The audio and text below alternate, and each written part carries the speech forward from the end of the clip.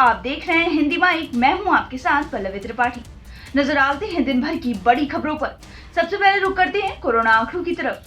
देश में पिछले 24 घंटे में कोरोना के कुल 36,401 मामले दर्ज किए गए हैं।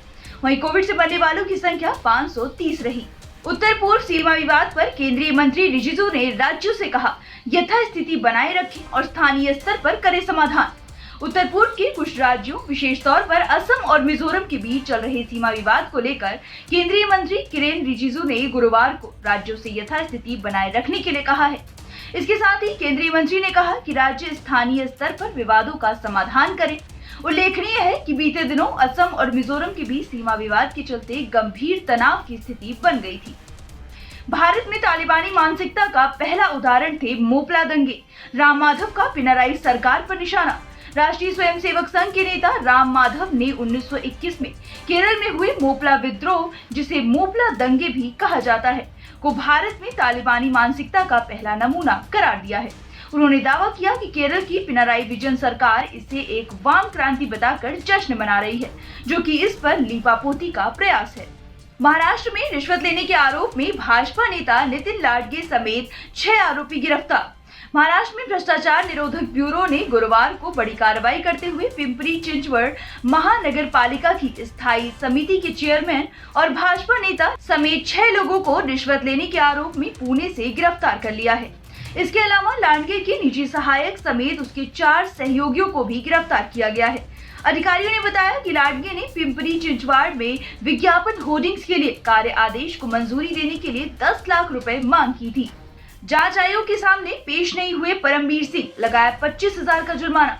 भ्रष्टाचार के मामले में गठित जांच आयोग के सामने पेश नहीं होने पर मुंबई पुलिस के पूर्व आयुक्त परमवीर सिंह पर 25,000 रुपए का जुर्माना लगाया गया है। उन पर जुर्माने की ये दूसरी कार्रवाई है। इससे पहले जून में भी आयोग ने समन के बावजूद पेश नहीं होने पर 5,000 रुपए का जुर्माना लगाया था। जुर्माना राशि मुख्यमंत्री कोविड सहायता कोष ने जमा करवा दी है। सीएम योगी का कहना, जो अयोध्या में झांकते नहीं थे आज चिल्ला रहे हैं कि राम हमारे हैं, टोपियां गायब हो गई हैं। लखनऊ विधानसभा को संबोधित करते हुए योगी आदित्यनाथ ने कहा कि जो लोग पहले अयोध्या में झांकते तक नहीं थे, वो आज चिल्ला रहे हैं कि राम हमारे हैं। उन्होंने कहा कि आज जब लगता है कि समाज माफ नहीं करने वाला है, तो सब लोग दंडवत होकर कहते हैं कि हम लोग भी राम कृष्ण के भक्त हैं। ये हमारी विचारधारा की जीत है। जम्मू कश्मीर के राजौरी में आतंकवादियों के साथ मुठभेड़ में सेना का अधिकारी शहीद, एक आतंकवादी ढेर। जम्मू कश्मीर के राजौरी जिले में गुरुवार को आतंकवादियों के साथ मुठभेड़ में सेना का एक जूनियर कमीशन अधिकारी शहीद हो गया और इस दौरान एक आतंकवादी भी मारा गया। रक्षा मंत्रालय के प्रवक्ता लेफ्टिनेंट कर्नल देवेंद्र आनंद ने कहा कि आज राजौरी के थाना मंडी इलाके में आतंकवादियों के साथ मुठभेड़ के दौरान राष्ट्रीय राइफल्स के एक जेसीओ को गोली लग गई। जेसीओ को तुरंत निकटतम चिकित्सा सुविधा में ले जाया गया, लेकिन बाद में उन्होंने दम तोड़ दिया। हिंदी में जवाब मिलने पर भड़के तमिलनाडु के सांसद हाईकोर्ट पहुंचे। अदालत का केंद्र को आदेश, अंग्रेजी में ही दिया करें जवाब।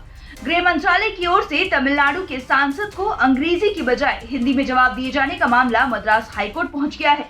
इस पर सुनवाई करते हुए उच्च न्यायालय ने केंद्र सरकार को आदेश दिया है कि सांसद को अंग्रेजी में ही जवाब दिया जाए। केस की सुनवाई कर रहे जस्टिस एन किरुबाकरन और एम दुरईस्वामी ने कहा कि यदि केंद्र सरकार को कोई पत्र इंग्लिश में मिलता है, तो फिर उसका जवाब भी इंग्लिश में ही दिया जाना चाहिए। ट्रैफिक रूल्स में हुआ बड़ा बदलाव, अब पुलिस फोटो खींच नहीं भेज सकेगी चालान। सड़क परिवहन और राजमार्ग मंत्रालय ने इलेक्ट्रॉनिक मॉनिटरिंग और सड़क सुरक्षा के प्रवर्तन के लिए संशोधित मोटर वाहन अधिनियम 1989 के तहत एक नोटिफिकेशन जारी किया है। मंत्रालय ने ट्वीट करते हुए कहा कि अपराध की सूचना अपराध की घटना के 15 दिनों के भीतर भेजी जाएगी और इलेक्ट्रॉनिक मॉनिटरिंग के जरिए इकट्ठा किए गए इलेक्ट्रॉनिक रिकॉर्ड को चालान के निपटारे तक संग्रहित किया जाना चाहिए। पाकिस्तान में शिया समुदाय के धार्मिक जुलूस को निशाना बनाकर किया गया विस्फोट, 3 मरे, कई घायल। पाकिस्तान में शिया समुदाय के धार्मिक जुलूस को निशाना बनाकर विस्फोट की खबरें आ रही हैं। विस्फोट में 3 लोगों के मरने की भी खबर है, जबकि 50 से ज्यादा लोग घायल बताए जा रहे हैं। पाकिस्तान में गुरुवार को शिया मुसलमानों के धार्मिक जुलूस को निशाना बनाकर किए गए शक्तिशाली विस्फोट में कम से कम 3 लोगों की मौत हो गई है और 50 से अधिक लोग घायल हो गए हैं। फिलहाल इतना ही। खबरों का सिलसिला यूं ही जारी रहेगा। देश और दुनिया की तमाम खबरों के लिए बने रहिए हमारे साथ और देखते रहिए हिंदी माइक। अगर आप हमारी वीडियो YouTube पर देख रहे हैं तो चैनल को सब्सक्राइब करें और अगर Facebook पर देख रहे हैं तो पेज को लाइक करना ना भूलें।